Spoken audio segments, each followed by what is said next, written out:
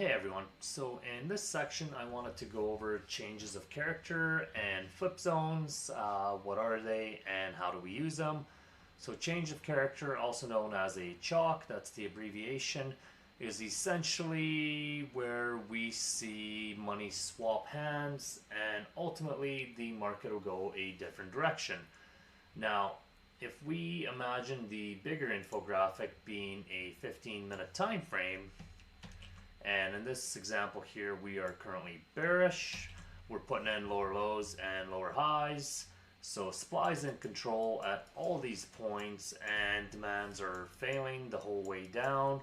Ultimately, what we're looking at here is a bearish scenario. But at some point, this trend has to end and there will be some sort of a pullback. Whether it's with trend or counter trend is irrelevant. At some point, supply will lose control and demand will take control.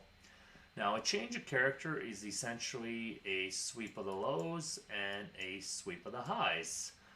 Whereas a flip zone is this particular scenario in here where supply had the last point of control here and ultimately supply fails and you can say something in here caused it.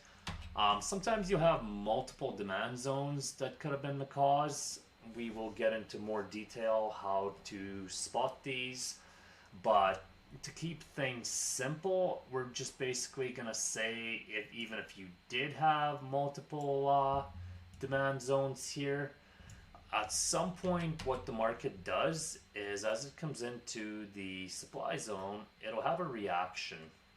And as this reaction sends price sending the other way, something else will come in and cause this reaction point to fail. And if the reaction point is where we tap into the supply and go the other way, we're going to look for the cause of what took the reaction point out.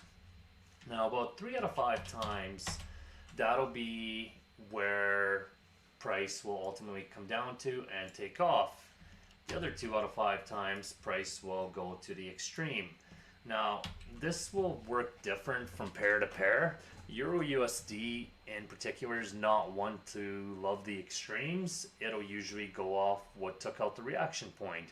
Whereas if you get into a pair like GBP USD, it seems to like its extremes a lot more and seems to come down here a lot more than Euro does, and that's just a pair characteristic. The idea is if you do have multiple zones, you don't need to just place an order on all of them. The market is fractal, and ultimately what happens on the 15-minute will ultimately happen on the 1-minute as well. So this change of character scenario is ultimately a sweep of the lows, sweep of the highs, whereas a flip is ultimately the demand taking control from supply, or a fancier name for a break structure, if you would. So rather than guessing which demand zone we enter on, we look for this exact same scenario on the 1-minute. And ultimately, we tap into a 15 POI here. And once again, we sweep the lows, we sweep the highs, we find the cause, and we enter on the cause. Now, with the lower time frame, you may have 1 or 2 of these fail before it goes. It doesn't always go on the first one. As long as your analysis is correct and you are going with higher time frame of why price should go that way, most of the time you will be correct and it'll work out for you. So don't freak out if the first one doesn't work. With the risk reward this system gets, it's alright to take a hit or 2 or even break even on a loss or whatever. It's not a big deal. Now, on the flip side of things, we have the bearish CHOCH. And this is the exact same thing, but flipped over. So we're putting in higher highs and higher lows till we ultimately hit a higher time frame supply zone. So in this particular case, it is a 15-minute that hit a 4-hour supply zone. You sweep the highs and you sweep the lows. You find the cause, and ultimately we're going to look for an entry on a smaller time frame, such as the 1-minute, where we will basically look for the exact same setup again. We sweep the highs and we sweep the lows, ultimately completing the CHOCH. Now, couple of things to be mindful of is CHOCS and flips are different. CHOCS always sweep the highs and the lows, or the lows and the highs, depending which direction we're going. Whereas the flip zone is essentially, again, a fancier name for a break structure, as supply takes control from demand, or demand takes control from supply. Now, this will probably make more sense as we go on to the charts and I show this in action, but in essence, this is the simplest concept. It makes a lot of sense once you apply it and use it over and over, but you have to understand how to use it. There has to be a higher time frame narrative. For example, what I mean is, if price just hit a 4-hour supply zone and you're entering every flip and chalk just on the 1 minute like this, you will likely get burnt. So what we want to see is tap into the 4-hour zone, and we want to see something higher time frame like the 15-minute fail before we even think about selling.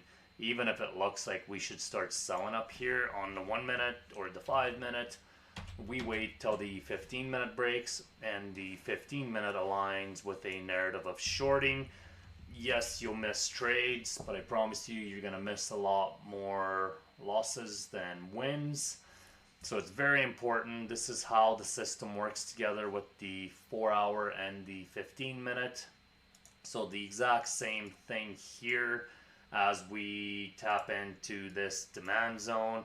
We're again going to wait for a 15 supply to fail before we just start buying. I don't really care if there's a 1 minute break of structure here and here and here. We don't just start buying for no reason, because often, more often than not, what will happen is the market will do something like this. It'll start going up, then it'll come down. You don't actually know when it's done playing in this demand zone.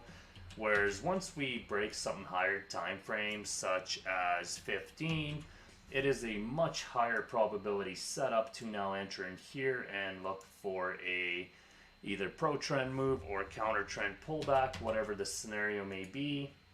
It's very important we get this nailed down, guys. We want to be with 4-hour structure and 15-minute structure. This is what will keep us from taking a lot of extra losses. We're gonna end this video here. I will see you guys in the next video where we look at this on real candles.